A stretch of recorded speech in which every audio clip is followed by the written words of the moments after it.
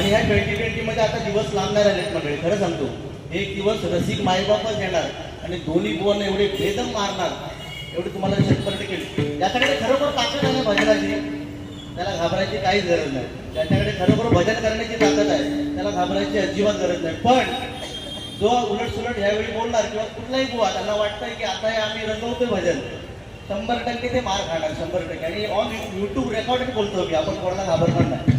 जे सत्य आहे ते सत्य. भजनाची एवढी विटंबना सध्या चालले.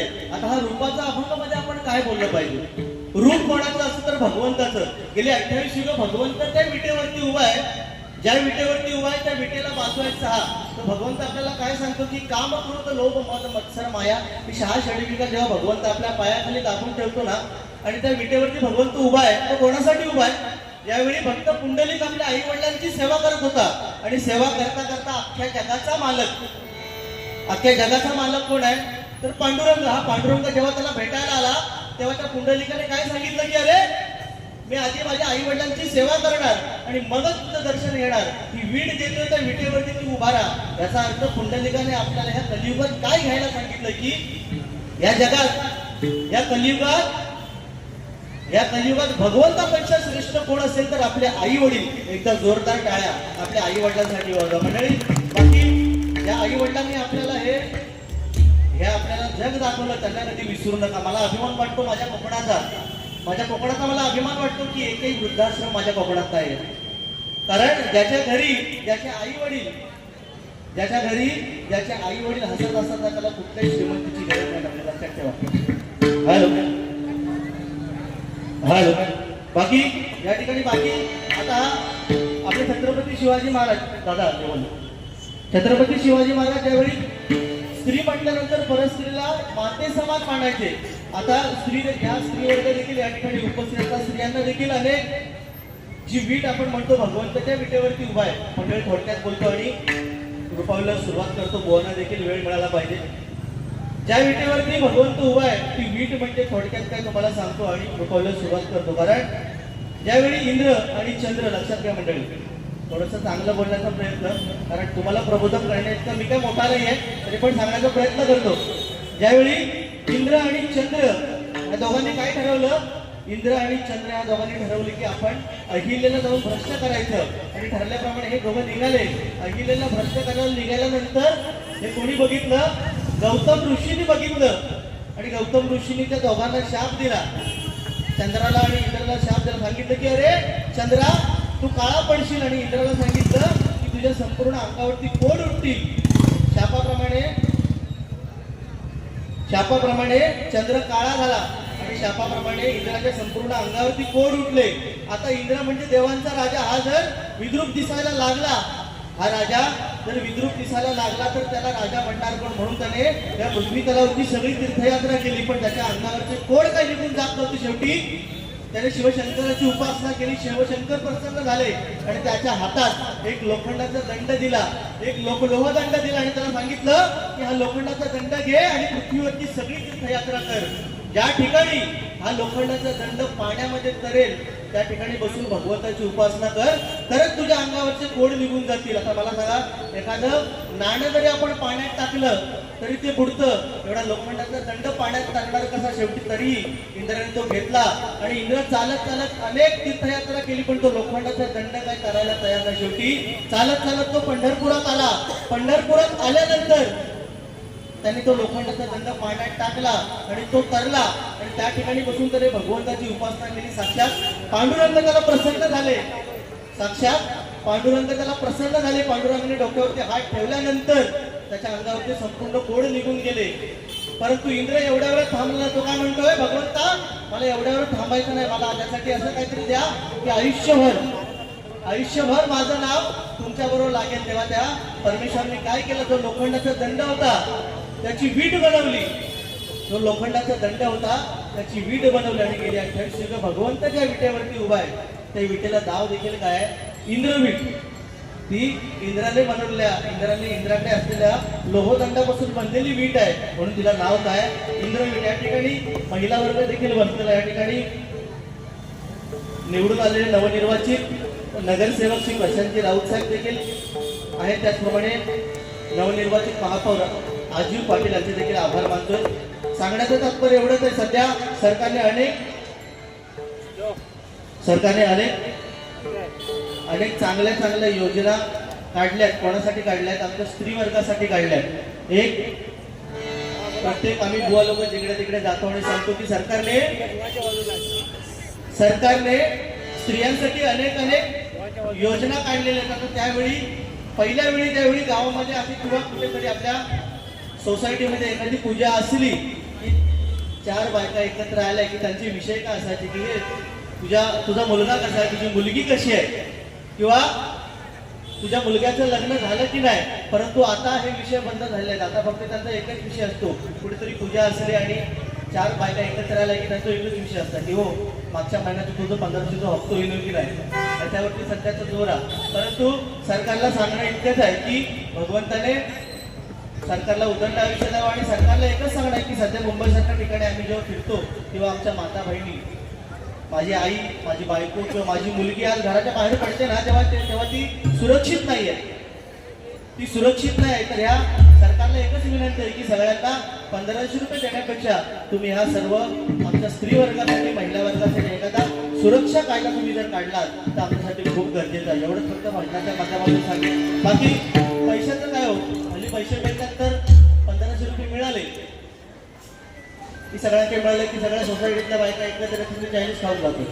त्याच्यामुळे आणि पहिला आता सध्या गुगल पे आलाय, सध्या गुगल पे आहे। पूर्वीच्या बायकांना कसं विषयाचा नवऱ्याची पॅन्ट धुवायला घेतली की त्याच्यात कुठेतरी 100, 200, 300 रुपये भेटायचे, पण आता तो विषय राहिलेला नाही। आता गुगल पेमुळे सगळ्याचा वाटोळा झालेला आहे। त्याच्यामुळे आता सध्या सरकारने कदाचित 1500 रुपयाची स्कीम चालू केली आहे। बाकी काही विषय नाही। तात्पर्य सांगायचं एवढंच आहे की आता आम्ही ज्यावेळी मुंबईसारख्या ठिकाणी कामाला असतो त्यावेळी खूप दगदगीचं जीवन आहे। काल नाईट करून दिवसभर झोपून आज या भजनाला आलेलो आहे। त्याच्यामुळे त्या दिवशी असा विषय झाला मंडळ, तुम्हाला खरं सांगतो की अंधेरीत कामाला असताना माझं ऑफिस आणि बाजूला एक ऑफिस आणि त्या बाजूच्या ऑफिसमध्ये एवढी वाईट परिस्थिती झाली मंडळी, सांगतो सत्य परिस्थिती मुंबईची 1 महिनाभर झाला असेल। सत्य परिस्थिती त्या बाजूच्या ऑफिसमध्ये शॉर्ट सर्किट झालं आणि सगळे जळून गेले। विचार करा मुंबईची काय परिस्थिती आहे। बाजूच्या माझ्या ऑफिसमध्ये शॉर्ट सर्किट झालं, सगळे जळून मेले, पण एकच माणूस वाचला। कसा बसा कापत आपल्या घरी आला, डोक्याला हात लावून बसल्यानंतर साहजिक आहे आपला नवरा एवढा घाबरत घरी आला। बघितल्यानंतर बायकोने काय केलं, एक पाण्याचा तांब्या घेतला, त्याच्या हातात दिला। तांब्यावर पाणी प्यायल्यानंतर ती बायको त्याला विचारते, हो झाला तरी काय, थोडे कापत घरात किती येईल्यात? तेव्हा तो नवरा काय सांगतो, अगं माझ्या ऑफिसमध्ये शॉर्ट सर्किट झालं, आग लागली, माझ्या बरोबरचे सगळे कामगार जळून मेले, फक्त मी एकटाच वाचलो। या ऐकल्यानंतर ती बायको काय म्हणते त्याला, हो माझं नशीब चांगलं म्हणून तुम्ही वाचलात, पण एका प्रश्नाचं उत्तर द्या, एवढं शॉर्ट सर्किट झालं, सगळे जळून मेले, मग तुम्ही वाचलात कसे? तेव्हा तो माणूस काय सांगतो, अगं तंबाखू खाल्ला होता ना, तो ठोकायला बाहेर गेलो म्हणून म्हणता मी वाचलो। पण एवढ्यावर तो माणूस थांबला नाही। तो म्हणता, अगं पण या आगीमध्ये जेवढे जळून मेले तेवढ्या सगळ्यांना सरकारने म्हणतात 50 लाख रुपये कबूल केले। एवढं बोलल्यावर तिने कपाळावर हात मारला, म्हणून तुमचा सांगितलं होतं वाईट व्यसन सोडून द्या, आता म्हणतात 50 लाख रुपये आज माझ्या घरात आले। सांगण्याचं तात्पर्य काय की सध्या पैशाला एवढी किंमत आहे, सध्या फाटक्याला एवढी किंमत आहे या कलियुगात। या बाजूच्या दुकानात, एखाद्या दुकानात तुम्ही कपड्याच्या गेलात, फाटलेली पॅन्ट आणलेली असते तिची किंमत 2000 आणि चांगली पॅन्ट असते तिची किंमत 500 रुपये। त्याच्यामुळे हे कलियुग आहे, या कलियुगात फाटक्याला भरपूर किंमत आहे। छत्रपती शिवाजी महाराज म्हटल्यानंतर आज प्रत्येकाच्या तोंडून आपसूक जय येतं। ज्यावेळी शाहिस्तेखानाची बोट छत्रपती शिवाजी महाराजांनी छाटली, त्यावेळी तो शाहिस्तेखान जिकडे तिकडे सैरावैरा पडतोय, तिकडे काळोख पसरलाय, इकडे पडतोय त्याचं सैन्य, इकडे तो स्वतः पळतोय। पळता त्याच्या समोर त्याची बहीण उभी राहिली आणि म्हणते, हुजूर दगा हो गया, ये शिवा मेरी बेटी को उठा ले गया, ये शिवा मेरी बेटी को उठा ले गया। हे बघितल्यानंतर, ह्या ऐकल्यानंतर तो रक्तबंबाळ झालेला शाहिस्तेखान क्षणभर थांबला आणि तिच्याकडे बघून बोलतोय, अगं हा मराठ्यांचा राजा आहे, हा छत्रपती शिवाजी महाराज आहे. तो एखाद्याची बोट काटू शकतो, एखाद्याची मुठ कवडावू शकतो, पण कोणाच्या आया भूमीवर कधीच हात टाकणार नाही. असा माझा छत्रपती शिवाजी महाराज, असा माझा छत्रपती शिवाजी महाराज, असा माझा छत्रपती शिवाजी महाराज. धन्यवाद. या ठिकाणी रुपावला सुरुवात करतोय. तत्पूर्वी बॉलसाठी गाणं म्हणतो. हल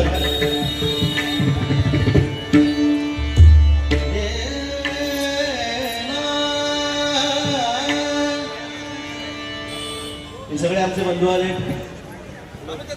होय, चालू ठेवणार. त्यांच्यासाठी पण एक गाणं. दुःख अडवायला उंबऱ्यासारखा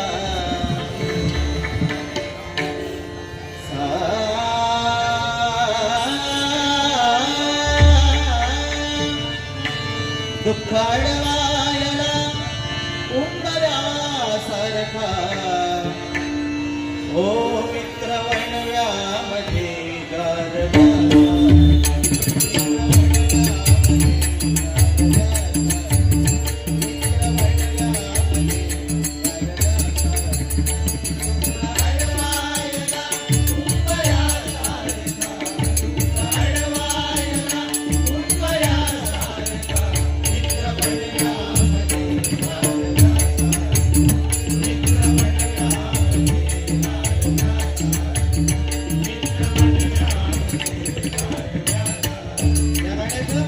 शेवटचा कडवा असा आहे. मित्र आपल्या मित्राला सांगतो, अरे मी जरी मेलो, मी जरी या जगातून निघून गेलो, तरी तुझी साथ, तुझा हात कायम माझ्या पट्टीवर राहायला पाहिजे. कसा बघा.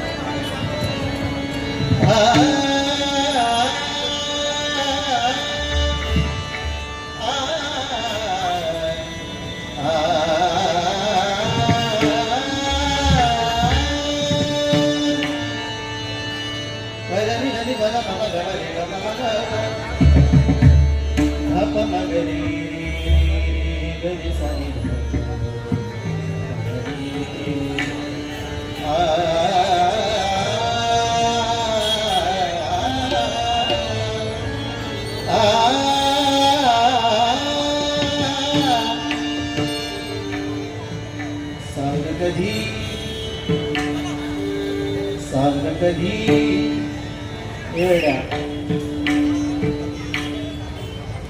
वगैरे सांग कधी कळणार तुला.